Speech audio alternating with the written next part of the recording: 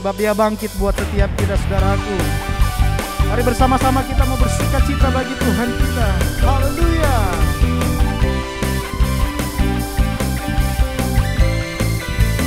Sama-sama katakan. Kuasa maut telah dikalahkan oleh darah anak domba Allah. Semua musuh telah ditaklukkan oleh kebangkitan Tuhan kita. Katakan Yesus hidup. Yesus hidup, Dia bangkit, Dia naik ke surga, siapkan tempat bagiku. Yesus hidup, Dia bangkit, maut telah dipatahkan, kita jadi lebih dari pemenang. Yang percaya Allah bangkit, katakan amin. Mari dengan antusias Bapak Ibu sekalian, katakan. Kuasa maut telah dikalahkan Oleh darah anak domba, oleh darah anak domba Allah. Semua musuh telah ditaklukkan oleh kebangkitan Tuhan kita. Yesus hidup, Dia bangkit, Dia naik ke surga, siapkan tempat bagiku. Yesus hidup, Dia bangkit, maut telah dipatahkan, kita jadi lebih dari pemenang.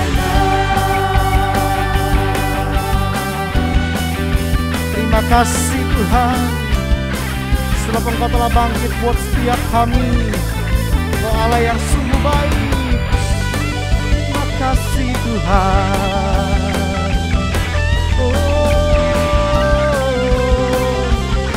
Angkat tanganmu, sama-sama kita katakan.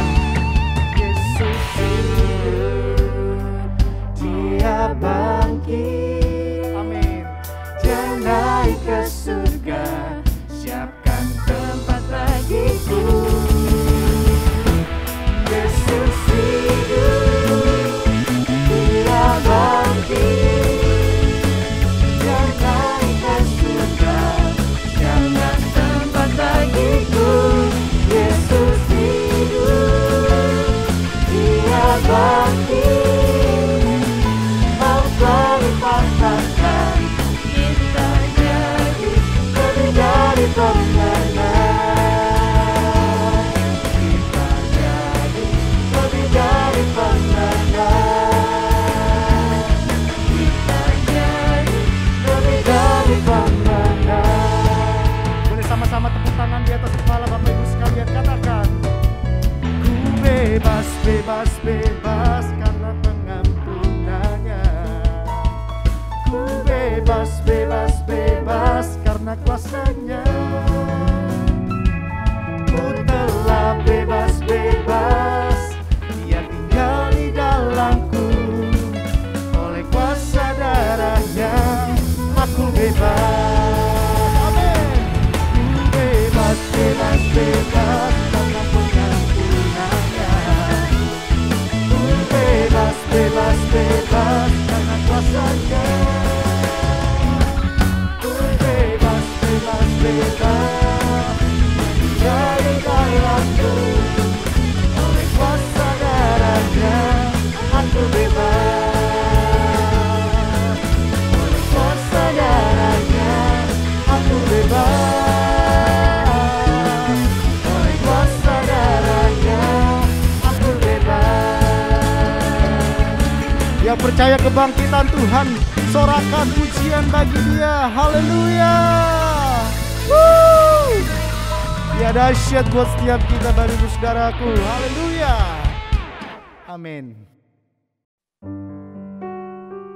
Mari kita mau teduhkan hati kita lebih lagi Bapak Ibu sekalian. Kita mau mengalami hadirat Tuhan lebih sungguh lagi. Saya percaya saudaraku, meskipun kita di rumah masing-masing, hadirat Tuhan tidak terbatas oleh tempat.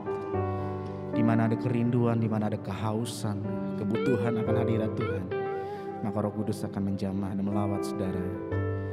Mari kita buka hati kita lebar-lebar. Kita mau mengalami hadirat Tuhan, kita mau merasakan kasih setianya lebih lagi. Terima kasih. Hanya bagimu segala pujian dan penyembahan kami Tuhan. Hanya bagimu segala hormat kami. Terima kasih Kak. Dia Yesus telah mati bagiku. Dia Tuhan selamatkan jiwaku. Bagi pujianku tak dapat ku balas kasih-Nya. Dia angkatku jadi anak-Nya, beri damai di dalam hidupku. Bagi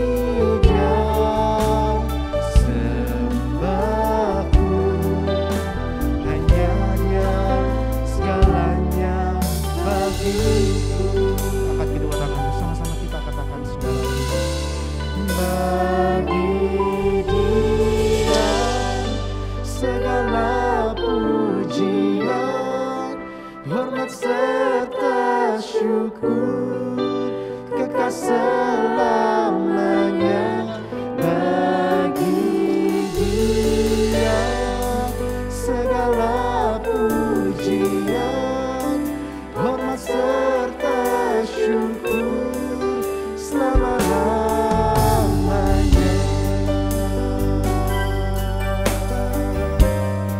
Sama-sama kita katakan, Dia Yesus telah mati bagiku. Dia Tuhan selamatkan jiwaku. Bagi Dia pujianku tak dapat ku balas kasih-Nya. Ia angkatku jadi anak-Nya, beri damai di dalam hidupku. Bagi Dia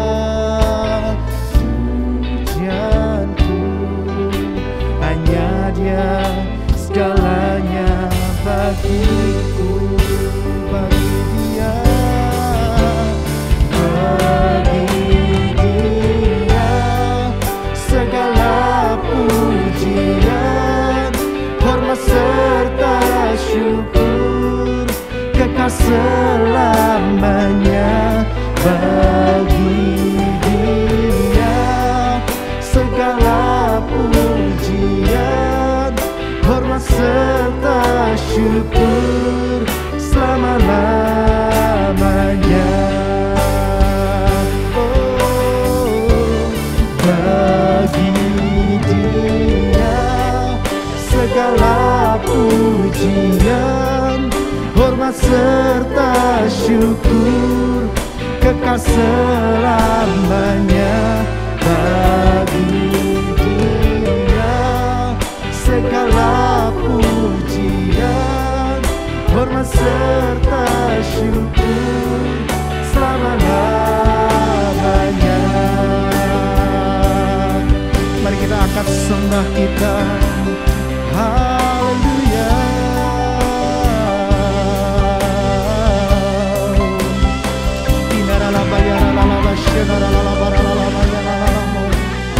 Kami percaya Engkau hadir di tempat ini Tuhan. Kami percaya Engkau menjamah kami.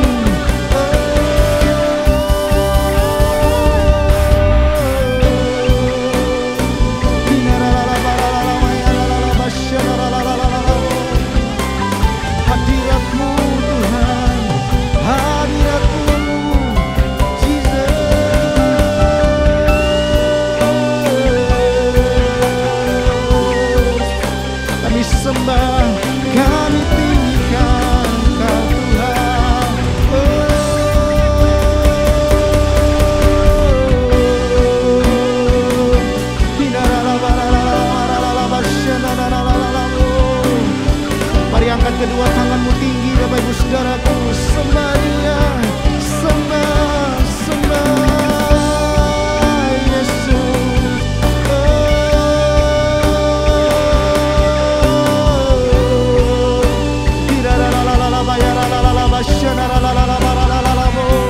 Engkau hadir, Engkau melawat umat-Mu Tuhan.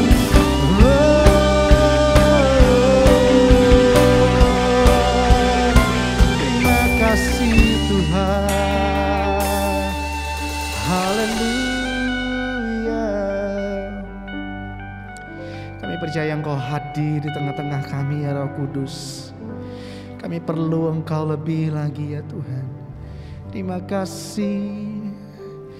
Mari dimanapun Engkau berada saudaraku, angkat hatimu, angkat tanganmu, angkat sembahmu. Terima kasih Tuhan. Bagi Dia segala pujian, hormat serta syukur, kekal selamanya. Bagi Dia segala pujian, hormat serta syukur selama-lamanya. Dengan hati yang tertuju sama-sama katakan, bagi Dia segala pujian, hormat serta syukur, kekal selamanya. Bagi Dia segala pujian, hormat serta syukur selama-lamanya. Angkat kedua tangan kita saudaraku, katakan, bagi Dia segala pujian, hormat serta syukur, kekal selamanya. Bagi Dia segala pujian, hormat serta syukur selama-lamanya, selama-lamanya, selama-lamanya, selama-lamanya. Berikan sorak-sorai, tepuk tangan yang meriah buat Tuhan kita. Sorakan haleluya, haleluya, haleluya. Terima kasih Tuhan. Kami siapkan hati kami untuk mendengarkan firman-Mu pada pagi hari ini. Hanya di dalam nama Yesus kami berdoa dan mengucap syukur. Setiap kita yang siap terima firman Tuhan, sama-sama katakan amin. Selamat pagi Bapak Ibu, Shalom. Shalom.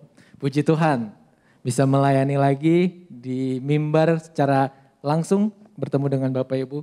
Karena biasanya kalau saya bilang Shalom, yang di rumah gak kedengeran karena di depan kamera. Tapi hari ini bersyukur bisa bertemu dengan Bapak Ibu semua, baik yang ada di bawah, di atas, maupun juga yang di rumah menyaksikan lewat berbagai macam media. Hari ini saya mau bawakan tema khotbah dan diberi judul dengan menginjil itu mudah. Wow, apakah benar? Karena ketika saya ngobrol dengan teman-teman saya yang beragama Kristen, mereka selalu berpikir menginjil itu sulit, menginjil itu tugas pendeta, menginjil itu tugas hamba Tuhan, menginjil itu tugas full timer gereja, dan seterusnya. Jarang orang berpikir sebagai jemaat biasa yang duduk seperti Bapak Ibu, yang bukan berdiri di mimbar, itu bisa menginjil. Tetapi hari ini saya mau katakan, menginjil itu sesuatu yang mudah. Karena apa? Nanti kita lihat. Sebagai sebuah perumpamaan, kita akan masuk ke slide berikutnya. Bintang dan ulasan. Bapak Ibu, saya mau tanya sebentar. Siapa yang pernah memberikan bintang atau ulasan di Google, Tokopedia, Shopee Food, GrabFood atau apapun? Coba angkat tangan. Coba saya lihat tangan-tangan yang terangkat. Di atas Oke, puji Tuhan. Berarti Bapak Ibu tidak pelit bintang. Jadi kalau drivernya bilang, Kak tolong bintang 5 ya, Bapak Ibu beneran kasih. Atau Bapak Ibu benar-benar menulis ulasan. Bintang dan ulasan itu akan sangat mudah kita berikan kalau kita telah merasakan makanan yang enak, barang yang bagus, atau pelayanan yang excellent. Betul Bapak Ibu? Kita akan sangat sulit memberikan bintang atau ulasan kalau kita nggak puas. Salah satu yang sering belanja online di rumah adalah istri saya. Dia belanja online itu memudahkan ya buat kebutuhan rumah tangga kami. Ketika pandemi kami jarang lagi kan ke swalayan dan lain sebagainya, selalu belanja online. Dan istri saya suka ngomel kalau pelayanannya tuh nggak bagus, dibalasnya lama misalkan. Atau datang barang packagingnya jelek, atau mungkin barangnya nggak sesuai dengan apa yang ada di gambar. Dalam tanda kutip, kerasa ketipu. Tetapi kalau barangnya bagus, itu dipuji-puji, dikasih ulasan, dikasih bintang 5, tanpa paksaan. Yang anehnya, sebagai orang Kristen, anugerah keselamatan itu adalah hal terbaik yang pernah kita dapatkan di dalam hidup kita. Harusnya.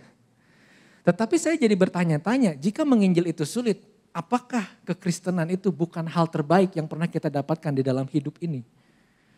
Kalau kita dapat makanan enak, kita gampang kasih tahu orang, restoran itu enak. Kalau kita dapat beli barang bagus dari seller ini, kita kasih tahu orang, belinya di seller ini, top. Tapi ketika kita dapatkan keselamatan yang mengubah kehidupan kita dari bukan siapa-siapa, dari sampah menjadi orang yang sangat dikasih oleh Tuhan. Kenapa kita sulit untuk ceritakan itu kepada teman-teman kita? Itu menjadi sebuah perenungan. Buat saya juga secara pribadi dan juga buat Bapak Ibu yang ada di sini. Jika kita gampang memberi bintang dan ulasan kepada produk yang bagus, kenapa enggak kita beri bintang dan ulasan juga kepada Injil kebenaran? Testimoni itu mudah. Testimoni itu mudah kalau memang kita mendapatkan manfaat. Makanya kita harus merenungkan sekali lagi, apakah keselamatan kita, iman kita kepada Tuhan, kehadiran kita di gereja, ketika kita duduk setiap hari Minggu, ketika kita datang komsel, ketika kita melayani Tuhan, kita mendapatkan apa? Karena kalau kita nggak pernah merasakan mendapatkan apapun dari Tuhan, sulit untuk menceritakan tentang Tuhan. Saya tidak bilang mendapatkan itu dalam hal materi atau berkat. Banyak hal yang kita dapatkan dari Tuhan. Damai sejahtera, banyak masalah tapi bisa tidur. Damai sejahtera ketika kita ada masalah di keluarga, kita nggak lari tapi kita bisa menyelesaikannya. Hikmat, pengetahuan, rasa syukur. Banyak hal yang kita dapatkan dari Tuhan kalau kita mau merenungkannya. Makanya untuk dapat mudah menginjil, kita akan bahas tentang ayat di kitab Injil di mana ketiga kitab Injil itu menulis 3 alasan yang sama. Dan saya dapatkan ini akan mempermudah kita dalam penginjilan. Yang pertama katanya ada percaya, yang kedua itu kuasa, yang ketiga itu katanya pergi. Jadi Bapak Ibu bisa ingat-ingat dulu kata kuncinya hari ini adalah percaya, kuasa, dan juga pergi. Coba berulang sama saya, percaya, kuasa, pergi. Kita bahas dari yang pertama, percaya. Matius, Markus, dan Lukas menuliskan ketiga hal yang sama di akhir kitabnya. Jadi Bapak Ibu kalau lihat buku Alkitab di Matius yang terakhir, Markus pasal terakhir, dan Lukas pasal terakhir mengatakan hal tentang ini. Matius 28 ayat 17, ketika melihat Yesus, mereka menyembahnya tetapi beberapa orang ragu-ragu. Jadi murid-murid ketika lihat Yesus ragu-ragu. Bahkan Markus menuliskan, akhirnya Yesus menampakkan diri kepada ke-11 orang itu ketika mereka sedang makan. Dan Yesus mencela ketidakpercayaan dan kedegilan hati mereka oleh karena mereka tidak percaya kepada orang-orang yang telah melihat dia, yaitu Yesus, sesudah kebangkitannya. Jadi banyak yang gak percaya ketika ngelihat Yesus yang sudah disalibkan dan dikubur, terus ketemu lagi. Yaitu ketika dia udah pakai tubuh kemuliaan. Banyak yang gak percaya hal itu. Bahkan Lukas menuliskan dengan yang menurut saya lebih lucu. Mereka terkejut dan takut dan menyangka bahwa mereka melihat hantu. Jadi ketika dia lihat Yesus, murid-murid lihat Yesus, keraguan-keraguan mereka itu seperti mereka melihat hantu. Akan tetapi Yesus berkata kepada mereka, mengapa kamu terkejut? Dan apa sebabnya timbul keraguan-raguan di dalam hati kamu? Lihatlah tanganku dan kakiku, aku sendiri ini. Rabalah aku dan lihatlah. Karena hantu tidak ada daging dan tulangnya, seperti yang kamu lihat padaku.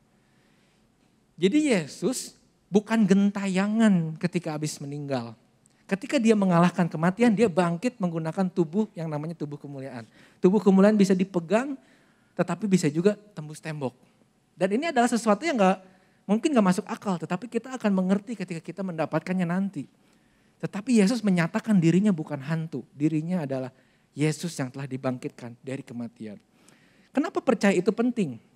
Karena kalau kita gak benar-benar percaya apa yang kita imani, bagaimana kita bisa menceritakan itu kepada orang lain.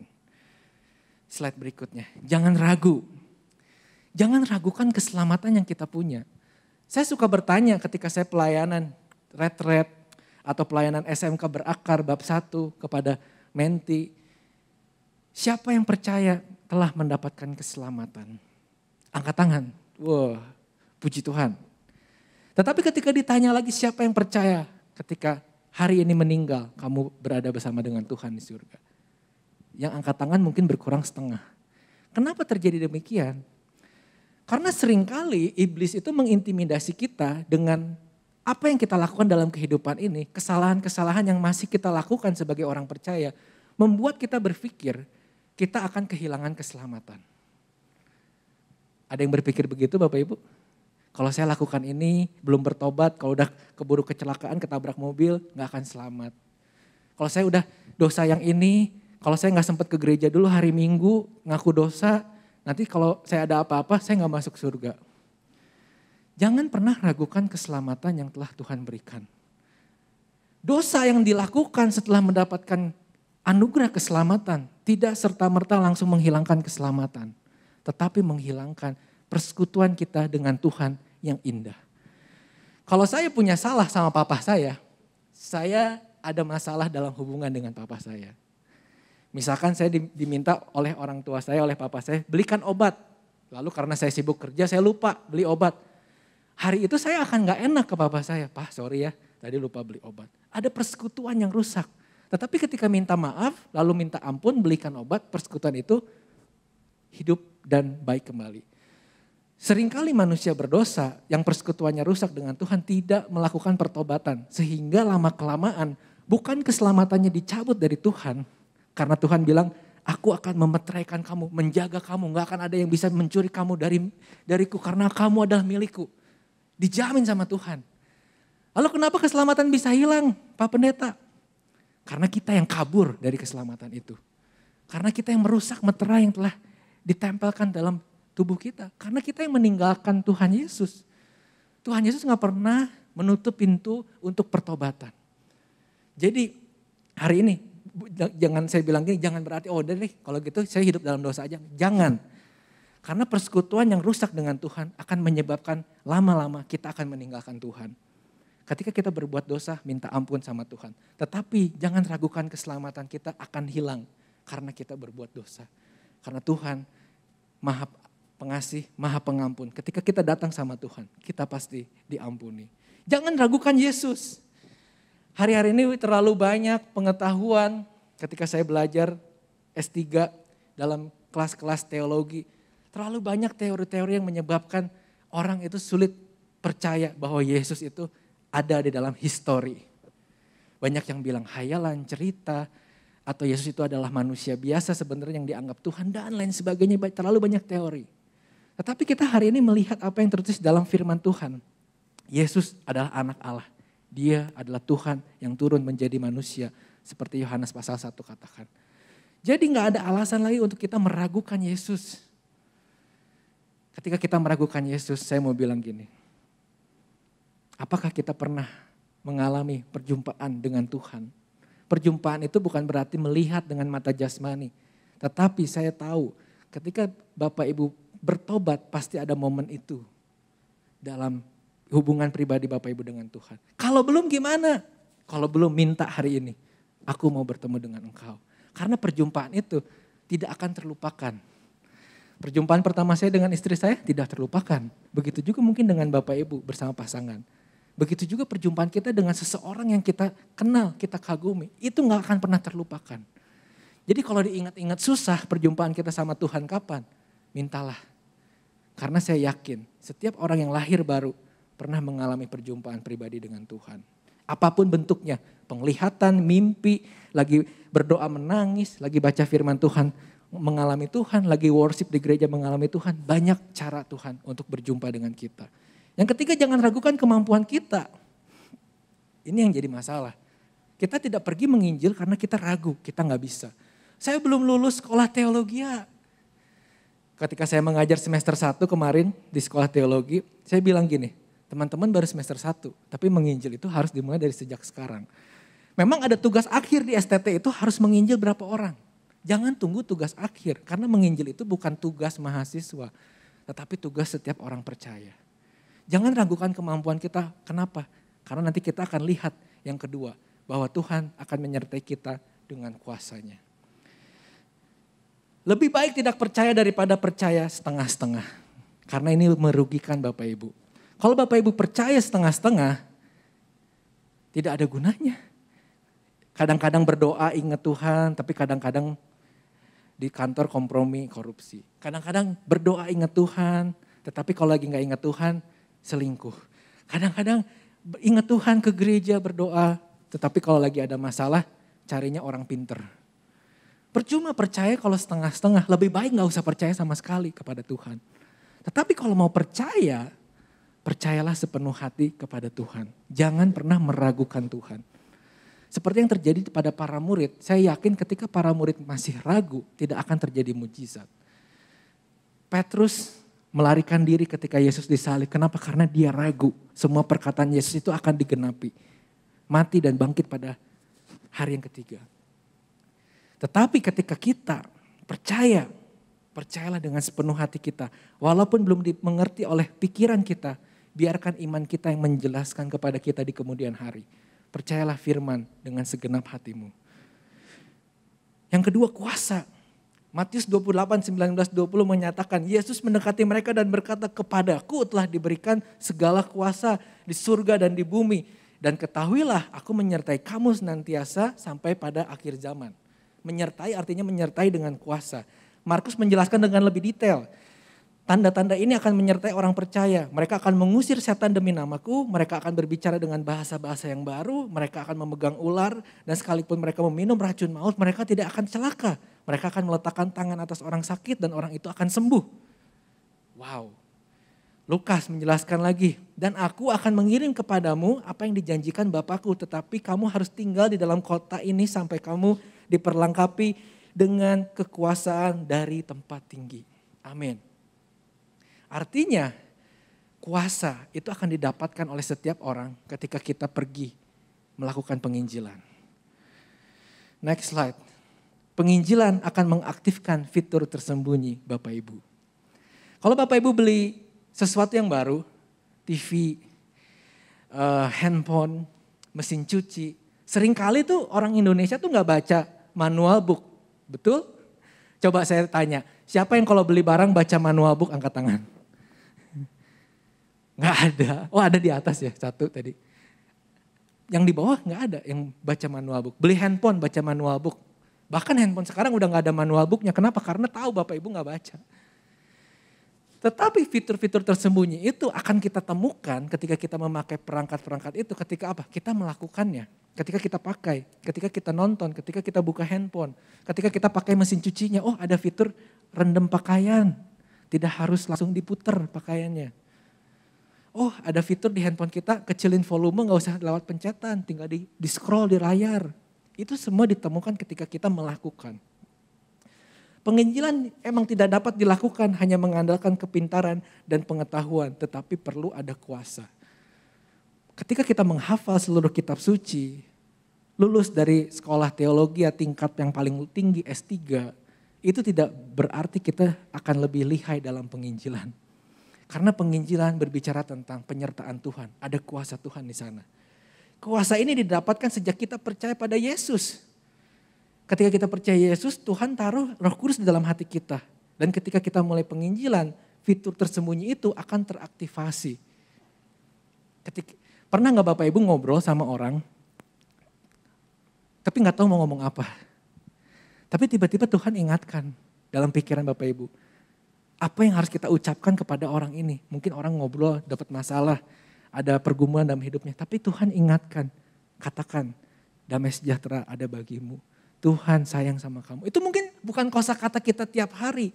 Tetapi ketika kita tiba-tiba ingat, bukan berarti kita punya hikmat, tapi itu hikmat datang dari Tuhan. Seringkali kita berpikir kalau kita sering belajar, kita akan punya segala jawaban di kepala kita untuk menjawab ketika kita bertanya jawab dengan orang yang bertanyakan tentang Tuhan. Tetapi saya mau bilang, percuma kalau kita sering belajar, banyak tahu tapi gak punya hikmat. Karena kita gak tahu apa yang harus dikatakan dengan tepat pada saat itu. Mungkin kita menggurui, mungkin kita terlalu menjudge sehingga orang yang mau terima Tuhan jadi tersakiti hatinya. Makanya dong baca firman Tuhan, makanya kamu jangan berdosa. Dia udah gak perlu itu. Dia udah tahu dirinya berdosa, yang dia butuhkan adalah penerimaan. Penerimaan kasih Kristus yang mereka butuhkan. Kuasa ini akan bertambah besar setelah kita menerima baptisan Roh Kudus. Akan diberikan karunia-karunia roh, kuasa yang ajaib bukan untuk kemuliaan kita, tetapi untuk memperlancar penginjilan. Bapak Ibu bisa lihat ke slide sebelumnya Lukas 24 ayat 49. Tunggulah di kota itu sampai kamu diperlengkapi dengan kekuasaan dari tempat tinggi. Lukas 24 menyatakan. Ada perbedaan memiliki Roh Kudus ketika kita percaya sama Tuhan yang membuat kita bisa percaya sama Yesus sama dibaptis Roh Kudus. Karena dibaptis Roh Kudus berbicara tentang kuasa. Kuasa bukan untuk hebat-hebatan. Oh, biar hebat, biar banyak orang yang takut, biar banyak orang yang segan. Bukan. Tetapi kuasa untuk kita dapat menginjil dengan mudah.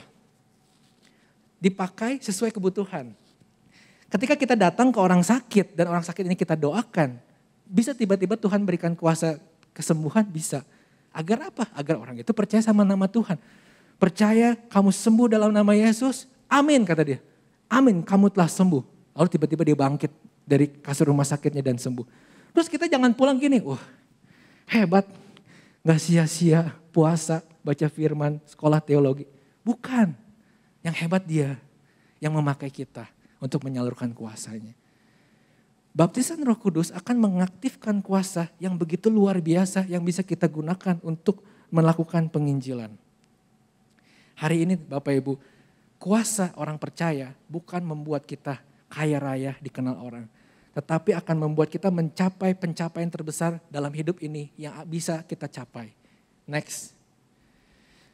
Slide berikutnya. Pencapaian terbesar orang percaya bukanlah kesuksesan materi, tetapi beberapa banyak jiwa yang dapat dimenangkan dalam hidupnya.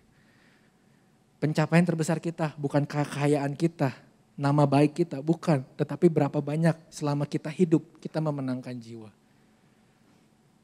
Selalu ketika kita lihat ke dalam ibadah kedukaan, ada orang-orang yang berpikir, oh orang-orang yang kaya, yang banyak nolong orang, itu pasti ibadah kedukaannya rame. Belum tentu.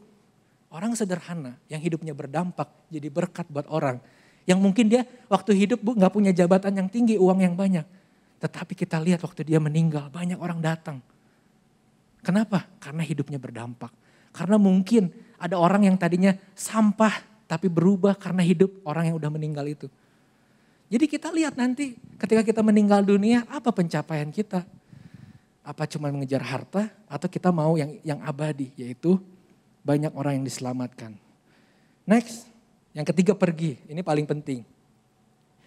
Waktu saya tinggal 8 menit, oke kita akan ngebut.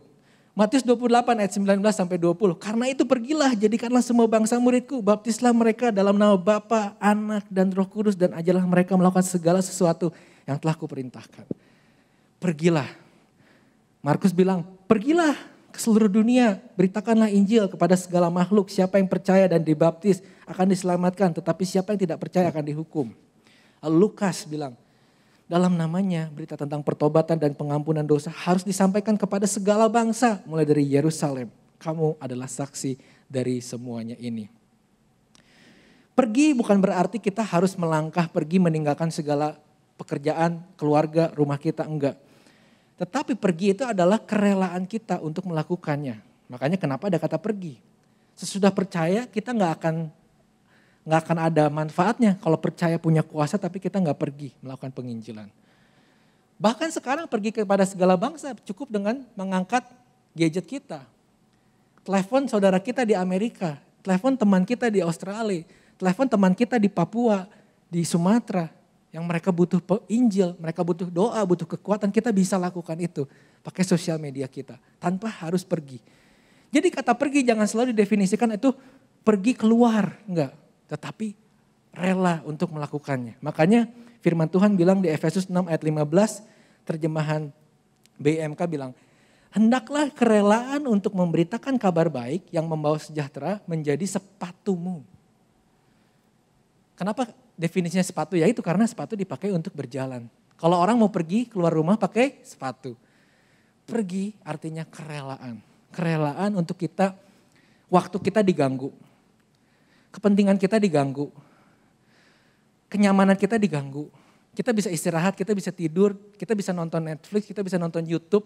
Tetapi kalau kita sayang sama jiwa-jiwa, mungkin kita akan merelakan itu untuk pergi ketemu orang ini, untuk telepon dia, atau untuk sekedar chat sama dia. Kerelaan untuk memberitakan Injil, itulah arti kata pergi yang kita bisa mengerti hari-hari ini. Tetapi ada gak yang benar-benar disuruh pergi? Ada. Bapak Ibu ada yang benar-benar diperintahkan pergi ke Papua? Ada, Tuhan bicara. Tapi kalau nggak Tuhan bicara, jangan tiba-tiba kita resign dari kantor dan pergi ke Papua, nggak akan jadi apa-apa. Karena itu kehendak kita, bukan kehendak Tuhan. Tapi kehendak Tuhan, kita memenangkan apa yang ada di dalam kehidupan kita. Mulai dari keluarga kita, teman bisnis kita, teman kantor kita, orang-orang di sekitar kita. Dari Yerusalem dulu, baru sampai ke ujung dunia. Percuma kita menyelamatkan orang di Kalimantan pedalaman, kalau keluarga kita ada yang masih belum selamat. Kita doakan keluarga kita juga. Sambil kita menyelamatkan yang jauh, kita doakan juga orang-orang terdekat. Memang lebih sulit menyelamatkan orang terdekat. Seperti Yesus dengan orang-orang terdekatnya dibilang, kamu siapa? Anak tukang kayu, gak ada keturunan Taurat, gak ada keturunan orang Farisi. Kamu ngomongin firman, kamu siapa? Orang-orang terdekatnya kadang meragukan. Sama orang-orang terdekat kita, keluarga kita mungkin meragukan pertobatan kita. Tetapi tunjukkanlah terus perubahan hidup. Dan mereka lama-lama akan percaya bahwa hidup kita telah diubahkan oleh Tuhan. Penginjilan, next slide, akan keluar dengan meluap-meluap dari mulut orang percaya dan juga terlihat sesuai dengan perilakunya. Jadi bukan ngomong doang ya, percaya Tuhan, tapi kita sendiri kelakuan kayak setan. Itu gak akan berguna. Penginjilan akan meluap-meluap dari hati. Kenapa? Karena Tuhan bilang apa yang ada di hati itu akan keluar dari mulut. Kalau hati kita busuk, mulut kita busuk. Kalau hati kita ada Roh Kudus, kata-kata kita penuh damai sejahtera. Dan juga akan terlihat dari kehidupan kita sebagai orang percaya. Tingkah laku kita, pekerjaan kita, kejujuran kita, itu akan terlihat semua. Jadi ketika kita ngomong Injil, terus orang ngelihat kehidupan kita secara pribadi, cocok. Kalau enggak kan enggak cocok tuh. Ngomongin Tuhan, wah ngawang-ngawang sampai ke surga. Tetapi ketika pulang ke rumah tampar istri. Ngomongin Tuhan. Nyuapin orang di panti jompo, pulang ke rumah anak ditelantarin. Gak relate. Jadi saya bilang ketika kita berubah, kita lihat perempuan Samaria yang ketemu Yesus di sumur. Dia gak perlu sekolah teologi, tetapi dalam satu hari dia memenangkan satu kota sampai Yesus harus nginep untuk melakukan pengajaran tambahan. Karena banyak orang yang penasaran karena Injil. Kenapa? Karena gak ketahan dari mulutnya. Karena dia udah diubahkan Tuhan dan dia memperkatakan Injil kepada seluruh kota. Itu akan terjadi dalam kehidupan kita. Tetapi Bapak Ibu untuk menutup firman Tuhan hari ini saya akan kasih tips yang singkat yang mungkin kalau Bapak Ibu gak pernah sekolah teologi ini gak akan didapatkan secara sistematis gitu ya. Tetapi ini sebagai contekan aja. Tetapi yang perlu tadi kerelaan kita untuk pergi mengatakan Injil. Kita percaya sepenuhnya dan kita percaya ada kuasa yang menyertai hidup kita. 4 fakta yang harus kita beritakan kepada orang-orang yang belum percaya. Yang pertama, semua manusia telah berdosa. Dalam kesempatan lain nanti mungkin bisa dijelaskan apa itu arti dosa. Dosa itu bukan pelanggaran tetapi kita telah menyimpang meleset dari sasaran Tuhan untuk menciptakan kita sebagai makhluk yang mulia. Kita udah jatuh dalam dosa. Sejak lahir bayi itu udah ada dosa. Saya punya anak kecil sekarang umur 11 bulan. Saya lihat ya, wah harusnya kan dia baik gitu ya. Tetapi dia sekarang udah bisa. berdosa. Main-main, nipu, keras kepala dan lain sebagainya. Karena akar dosa sudah ada dari sejak kita lahir ke dunia ini. Bahkan sejak dalam kandungan. Hanya Yesus yang dikandung tanpa dosa karena Yesus dikandung karena Roh Kudus. Fakta yang kedua, usaha manusia sia-sia. Gimana caranya kita bisa mencapai surga dengan kebaikan dan timbangan? Karena kalau ada timbangan yang lebih surplus kebaikannya, lalu dosa-dosa sisanya gimana? Karena surga itu kudus, tidak ada bisa dosa 0,01% sekalipun. Makanya yang paling make sense adalah ketika kita dihapuskan dosanya karena anugerah Tuhan. Ketika kita terdakwa tetapi hakim menyatakan kamu benar. Karena hakimnya yang menyatakan yaitu Tuhan. Bukan karena kita melakukan segala sesuatu. Kita diselamatkan karena anugerah. Lalu fakta ketiga, kita harus beritahu kepada orang-orang bahwa Yesus satu-satunya jalan. Bukan karena kita eksklusif ya, karena kita orang percaya enggak. Tetapi ini tertulis di dalam kebenaran. Dan ketika kita tahu proses Alkitab ini ditulis, berapa orang yang terlibat, berapa tahun ditulis, kita akan tahu ini adalah sebuah kebenaran. Karena semuanya bisa nyambung. Kebanyakan kitab suci di dunia ini adalah ditulis oleh satu orang di satu zaman. Tetapi Alkitab ditulis oleh puluhan orang, ribuan tahun bedanya, beda-beda latar belakang tetapi semuanya bisa relate. Apa itu kalau bukan tuntunan Roh Kudus? Apa ini namanya kalau bukan kebenaran? Ketika kita tahu ini adalah kebenaran, apa yang tertulis di sini kita percaya bukan karena kita beragama Kristen, tetapi karena kita punya iman. Yesus satu-satunya jalan. Lalu gimana Kak dengan orang-orang yang belum pernah ketemu Injil? Lalu gimana Pak dengan orang-orang yang ada di pedalaman? Kita seringkali memikirkan mereka seakan-akan kita peduli, betul? Padahal Tuhan lebih peduli sama mereka daripada kita. Why? Karena Tuhan yang ciptakan mereka juga. Dan Tuhan akan pikirkan segala cara agar mereka bisa dengar Injil. Jadi untuk zaman sekarang sangat tidak mungkin orang tidak dengar Injil. Biasanya mereka tidak mau menerima Injil. Karena Injil bisa datang dari mana aja. Mungkin di mimpi mereka, mungkin Alkitab nyasar ke depan rumah mereka. Mungkin ada penginjil datang. Atau tiba-tiba dia jalan-jalan di radio ketemu khotbah pendeta. Bisa dari mana-mana. Tuhan sayang sama mereka. Seperti Tuhan sayang sama orang Niniwe dan mengutus Yunus. Itulah Tuhan. Jadi kita jangan pikir, kalau cuma Yesus jalan satu-satunya gimana orang-orang yang gak pernah kenal Tuhan. Enggak, semua orang pasti punya kesempatan selama hidupnya untuk mengenal Tuhan. Karena Tuhan juga baik buat mereka seperti untuk kita. Tuhan juga mencari mereka yang terhilang seperti menemukan kita pada waktu itu. Fakta yang keempat yang kita harus terima. Percaya dan terima Yesus pasti selamat. Ini percaya sepenuhnya. Kita bilang kepada orang yang kita injili, kamu mau percaya Tuhan, hari ini kamu selamat. Hari ini ada sukacita di surga karena kamu selamat. Tetapi yang tidak kalah penting dari 4 fakta menarik ini, yang Bapak Ibu boleh foto, ayat-ayatnya bisa cari di rumah untuk mempersiapkan diri. Ini yang paling penting, menyiapkan cerita. Why menyiapkan cerita? Karena satu orang marketing bilang cerita itu penting dan sangat menjual untuk brand ya. Jadi dengan adanya cerita teman-teman, Bapak Ibu kalau lihat sekarang influencer, apa yang mereka jual? Cerita. Kenapa mereka bisa terkenal? Karena cerita mereka. Cerita percintaan, cerita pergumulan punya bayi yang susah, cerita pergumulan bayinya melawan kesakitan dan lain sebagainya. Cerita itu bisa relate sama orang walaupun orang itu gak pernah mengalaminya. Makanya kita perlu susun cerita di dalam menginjil. 4 hal yang kita harus susun. Pertama, kehidupan sebelum menerima Yesus Kristus. Seperti apa hidup kita? Wah dulu saya berandalan, wah saya dulu narkoba, wah saya dulu di penjara.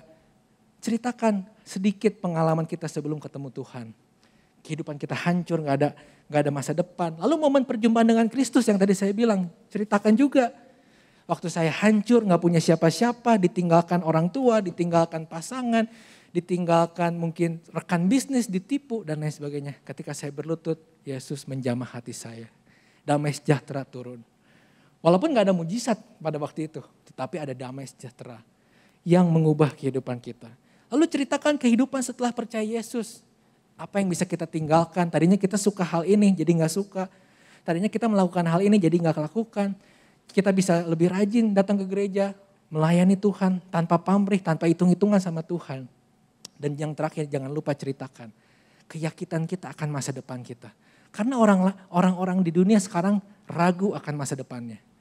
Tetapi kita di dalam Kristus tahu masa depan kita apa? Kemuliaan di surga. Hidup kita di dunia mungkin hari ini sulit. Tetapi Tuhan bilang kesulitan ini gak sebanding dengan kemuliaan yang akan kita terima di surga nanti. Kita gak pernah ragu akan masa depan kita karena apa? Pemeliharaan Tuhan nyata selama kita hidup. Dan setelah kita hidup kita mendapatkan mahkota di dalam kerajaan surga. Kita ceritakan hal ini. Kenapa orang marketing bisa jual cerita yang belum terjadi? Bapak Ibu tidak bisa menceritakan hal yang memang Bapak Ibu sudah imani dan belum terjadi kan? Ceritakan tentang itu. Ceritakan tentang apa yang kita imani. Makanya kalau saya boleh sedikit memakai ini dengan hidup saya sendiri. Kehidupan sebelum saya menerima Kristus itu seperti hidup untuk mencari uang, membalas dendam. Kenapa? Karena pada waktu itu saya cukup dalam ekonomi yang cukup berada, tapi rugi, bangkrut, orang tua saya kehilangan bisnisnya, sehingga saya berpikir saya harus kerja keras untuk mengembalikan pride saya lagi. Saya lakukan segala sesuatu demi uang, tetapi tidak berjalan mulus dan akhirnya saya stres, malah jatuh ke dalam cobaan yang lebih berat, yaitu pengen cepet cari uang, kemana? Judi dan lain sebagainya, terikat utang, judi dan segala macam. Dan pada momen paling rendah di hidup saya, pada waktu itu saya udah ikut Komsel selama setahun, tetapi tidak pernah serius Komsel. Karena pada waktu itu Komsel hanya untuk happy-happy. Yang penting ketemu teman, yang penting makan bareng. Tetapi firman yang ditabur tidak pernah kembali sia-sia. Ketika momen terendah dalam hidup saya, satu ayat pop up di dalam otak saya seperti notifikasi di HP. Bilang gini, Yeremia 29 ayat 11. Masa depanmu penuh harapan. Saya yang tadinya udah nangis gak punya masa depan, saya ingat ada Tuhan. Masa depan saya di tangan Tuhan. Saya mau bangkit.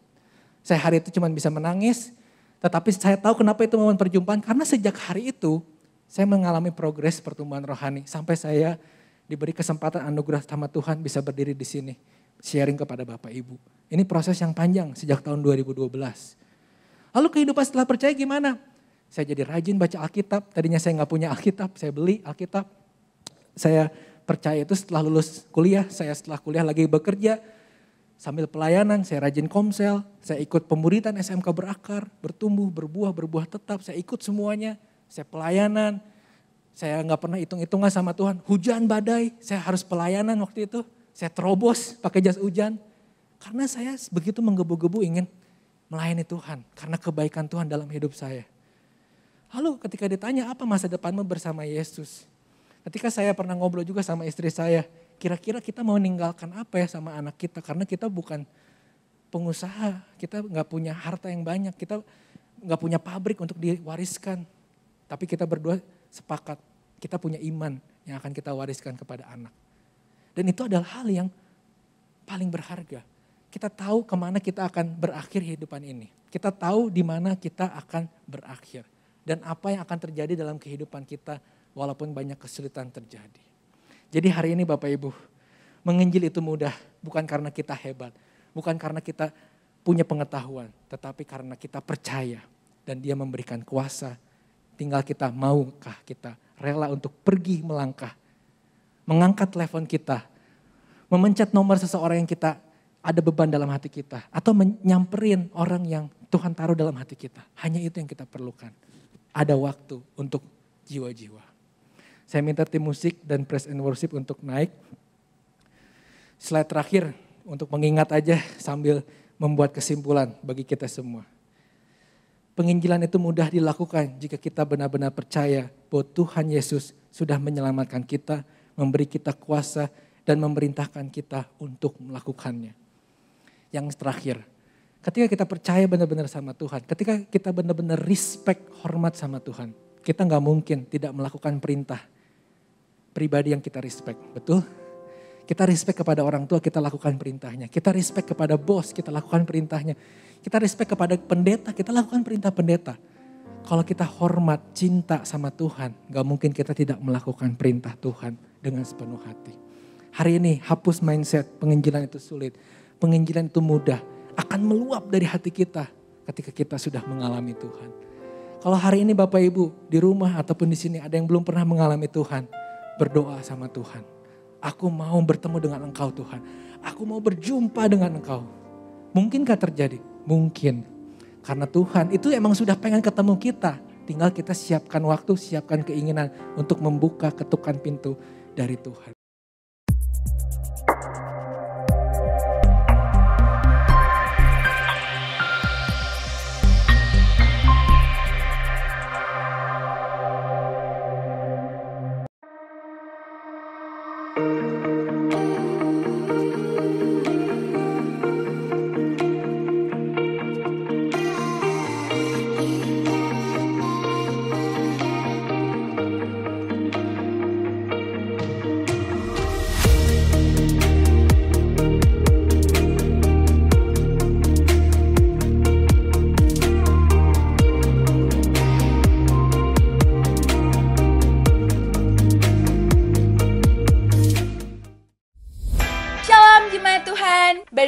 dan Battle Teens membuka pre-order merchandise Christmas Edition berupa kaos. Pre-order ini kami buka mulai tanggal 16 Oktober dan ditutup pada tanggal 6 November 2022. Dalam setiap pembelian merchandise ini, jemaat Tuhan sudah mendapatkan 1 piece kaos menarik dan secara langsung menyumbang dana untuk perayaan Natal Battle Youth dan Teen. Size S sampai XL bisa jemaat Tuhan dapatkan dengan harga Rp125.000 per piece. Untuk size double XL dan triple XL, Anda bisa dapatkan dengan harga Rp145.000 per piece dengan kualitas kaos premium. So, get it now and God bless you. Kepada seluruh pelayan GBI Bethel, Anda diwajibkan mengikuti konser doa sekaligus mendapat arahan dari Gembala, Pendeta Dr. Rubin Adi Abraham, pada Kamis 3 November jam 7 malam, bertempat di GBI Bethel Mekarwangi. Dan bagi yang mengikuti konser doa di luar Bandung, dapat mengikuti melalui aplikasi Zoom. ID meeting akan diberitahukan via WhatsApp.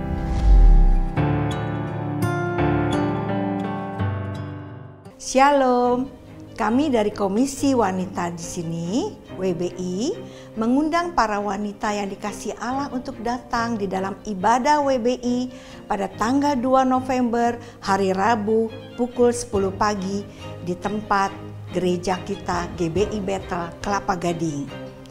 Pada hari itu kita akan mengadakan ibadah onsite dan akan hadir memberikan kesaksian hidupnya seorang wanita yang mengalami percobaan yang begitu berat bertahun-tahun, yaitu Laura Lazarus. Dengan penderitaannya, percobaan dalam hidupnya yang begitu berat bertahun-tahun, akhirnya dia mengalami kemenangan. Karena itu kami mengundang para wanita yang dikasihi Allah di sini untuk hadir dalam ibadah WBI untuk bersama-sama mendengarkan kesaksian yang begitu mengencourage kita untuk bisa menghadapi kesulitan yang ada dalam hidup kita. Kami tunggu kehadirannya. Tuhan Yesus memberkati.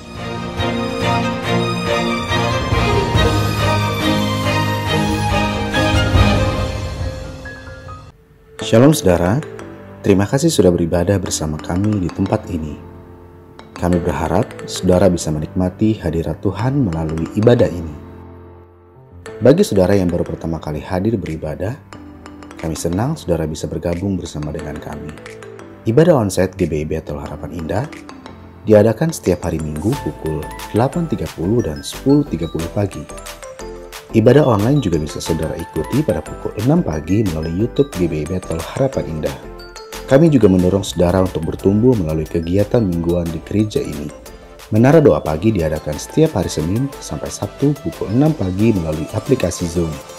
Doa malam mujizat diadakan secara onsite setiap hari Kamis minggu kedua, ketiga, dan keempat pukul 19.30 di gereja lantai 2. Konser doa malam mujizat setiap Kamis di minggu terakhir pukul 19.30 waktu Indonesia bagian Barat. Ibadah anak yaitu ibadah Bethel Kids diadakan setiap hari Minggu pukul 8.30 dan 10.30 pagi. Bagi generasi muda, mari ikuti onsite service Bethel Youth dan Bethel Teens yang diadakan setiap hari Sabtu pukul 17.30 atau setengah 6 sore.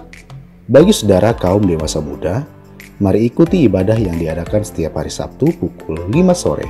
Kaum wanita bisa mengikuti Komsel Bethel Women Fellowship setiap hari Sabtu, minggu kedua dan keempat, pukul 11 siang di gereja. Tidak lupa, kami mendorong Anda untuk bertumbuh dalam komunitas dengan bergabung di dalam BCOM, Bethel Community. Kami berdoa, saudara senantiasa bertumbuh dan mengalami pemeliharaan Tuhan. Kami tunggu kedatangan saudara minggu depan. Tuhan Yesus memberkati. Ibu bapak saudara yang terkasih dalam Tuhan Yesus Kristus, mari angkat tanganmu dan siapkan hati dan terimalah berkat dari Tuhan. Tuhan memberkati rumah tanggamu, Tuhan memberkati pekerjaanmu, Tuhan memberkati keuanganmu, Tuhan memberkati kesehatanmu, dan Tuhan memberkati pertumbuhan rohanimu. Sekarang terimalah berkat daripada Allah Bapa, cinta kasih dalam Tuhan Yesus Kristus, dan melalui persekutuan yang indah dalam kuat kuasa Roh Kudus, tinggal tetap menyertai kita mulai hari ini sampai Maranatha. Yesus Kristus datang pada kali yang kedua menjemput kita di awan-awan yang permai. Yang percaya dan sudah diberkati Tuhan, mari katakan bersama, amin. Shalom, Tuhan memberkati kita. Ku bersyukur padamu Tuhan, buat kasih setiamu.